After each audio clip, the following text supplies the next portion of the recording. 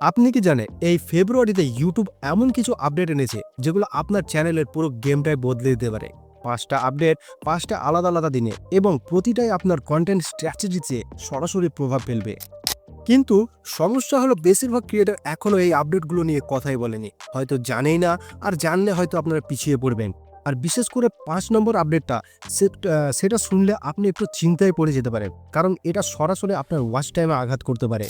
তো আজকের এই ভিডিওতে আমি একদম শুরু থেকে শেষ পর্যন্ত প্রতিটা আপডেট বিস্তারিতভাবে ভেঙে বলবো, কি হয়েছে, কেন হয়েছে, এবং আপনার জন্য এর মানে কি।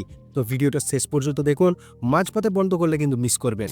আর হ্যাঁ, যদি চান এরকম আপডেট সবার আগে পেতে, তাহলে এই চ্যানেলটাকে সাবস্ক্রাইব করুন আর বেল আইকনটা প্রেস করুন, কারণ এই ধরনের খবর আমি সবার আগে আপনাদের কাছে নিয়ে আসি। তো চলুন শুরু করা যাক।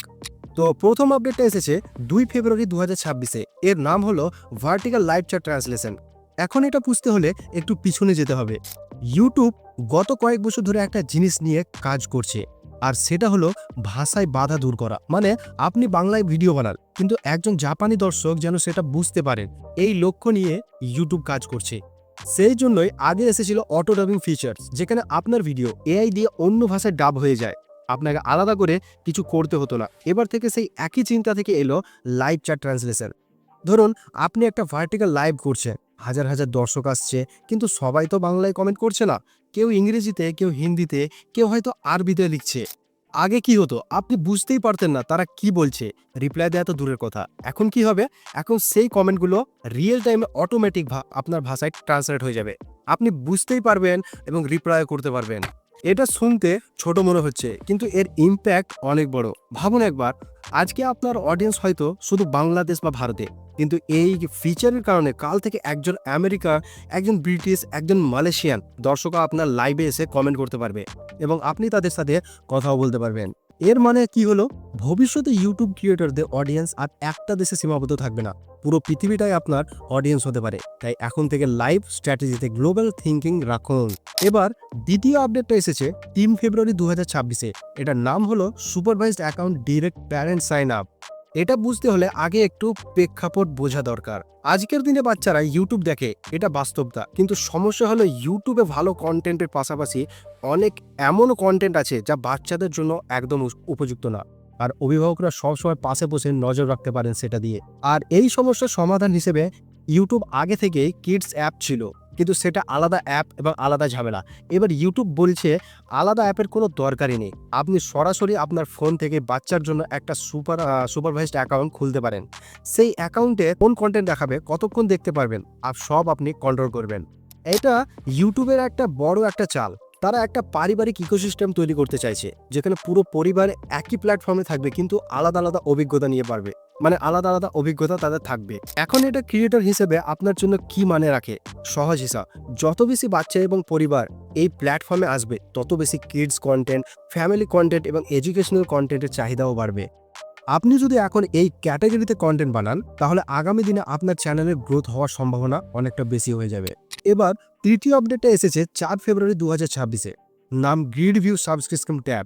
এটা মূলত ডেস্কটপ এবং ল্যাপটপ ইউজারদের জন্য। আগে কি ছিল, আপনি সাবস্ক্রিপশন ট্যাবে গেলে ভিডিওগুলো একটা লম্বা লিস্টের মতো দেখাতো, ছোট ছোট থাম্বনেল, পাশের লম্বা টাইটেল। এখন কি হয়েছে, এখন সেটা গ্রিড ভিউতে দেখাবে, মানে বড় বড় থাম্বনেল সাজানো থাকবে, পাশাপাশি টাইটেল তুলনামূলক ছোট দেখাবে। এখন প্রশ্ন হলো, এতে কি পার্থক্য হয়? অনেক বড় পার্থক্য। যখন থাম্বনেল বড় হয়, দর্শকের চোখ আগে থাম্বনেলে যায়, টাইটেল পরে পড়ে। মানে আপনার ভিডিওতে ক্লিক হবে কিনা সেটা এখন অনেকটা নির্ভর করছে আপনার এই থাম্বনেল কতটা আকর্ষণীয় থাকবে তার উপর। আর এটা শুধু সাবস্ক্রিপশন ট্যাবের জন্য না, ইউটিউবের পুরো দিকদর্শনটাই বদলেছে। ভিজুয়াল কন্টেন্টের গুরুত্ব দিন দিন বাড়ছে, তাই এখন যদি আপনি থাম্বনেলকে গুরুত্ব না দেন, তাহলে বড় ভুল করবেন। একটা ভালো থাম্বনেলের 3টে বৈশিষ্ট্য মনে রাখুন: 1 চোখ টানা রং, 2 ফেস এক্সপ্রেশন বা বড় টেক্সট, আর 3 হচ্ছে কৌতূহল তৈরি করার ক্ষমতা। এই 3টা যদি আপনার থাম্বনেলে থাকে, ক্লিক রেট বাড়তেই হবে। এবার চতুর্থ আপডেটটা এসেছে 6 ফেব্রুয়ারি 2026-এ। এটা ইউটিউব মিউজিকের জন্য, নাম হচ্ছে এআই প্লেলিস্ট। এটা কিন্তু বেশ মজার একটা আপডেট। আগে কি ছিল, আপনি প্লেলিস্ট বানাতে চাইলে নিজে নিজে গান খুঁজে খুঁজে যোগ করতে হতো, অথবা ইউটিউবের রেডিমেড প্লেলিস্ট ব্যবহার করতেন। এখন কি হবে, এখন আপনি শুধু বলবেন ওয়ার্কআউটের সময় শোনার জন্য হিন্দি মোটিভেশন গান চাই, বাস এআই নিজের একটা মুড, টাস্ক এবং পছন্দ অনুযায়ী একটা পারফেক্ট প্লেলিস্ট তৈরি করে দেবে আপনাকে।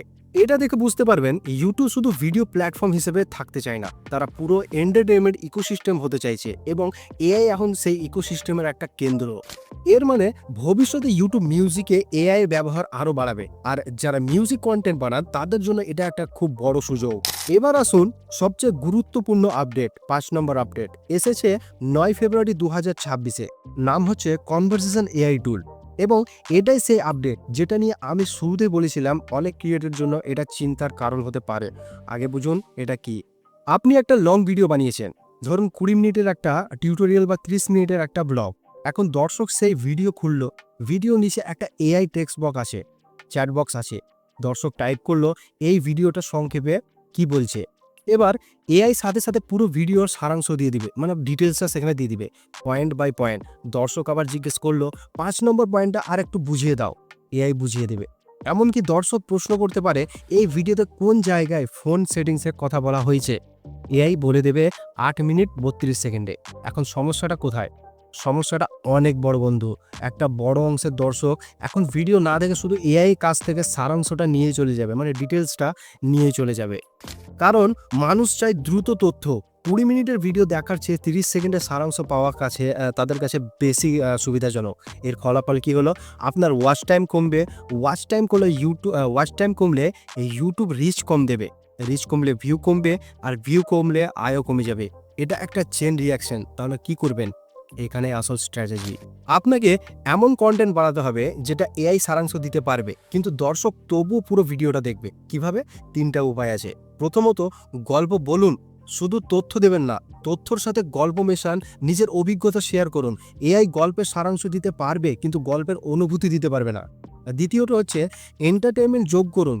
ভিডিওতে মজা থাকলে, ক্রিয়েটরদের ব্যক্তিত্ব থাকলে দর্শক সেই কানেকশনের জন্য ভিডিও দেখবে, শুধু তথ্যর জন্য না। তৃতীয়ত, এক্সক্লুসিভ ভ্যালু দিন। এমন কিছু ভিডিওতে রাখুন যা এআই দিতে পারবে না। আপনার নিজস্ব মতামত, আপনার ব্যক্তিগত কেস স্টাডি, আপনার প্রমাণিত অভিজ্ঞতা। মনে রাখবেন, শুধু তথ্যর জন্য এখন আর দর্শক ভিডিও দেখবে না, কারণ এআই তথ্য দিতে পারে, কিন্তু আপনি যেই ভিডিওর মাধ্যমে ব্যক্তিগত পার্সোনাল কিছু অভিজ্ঞতা আপনি দর্শকদের দেবেন, সেটা এআই কোনোদিন দিতে পারবে না। আপনার ব্যক্তিত্ব, আপনার গল্প, আপনার কানেকশন, এটাই আপনার সবচেয়ে বড় অস্ত্র। তো এই ছিল ফেব্রুয়ারি 2026-এর 5টি বড় ইউটিউব আপডেট।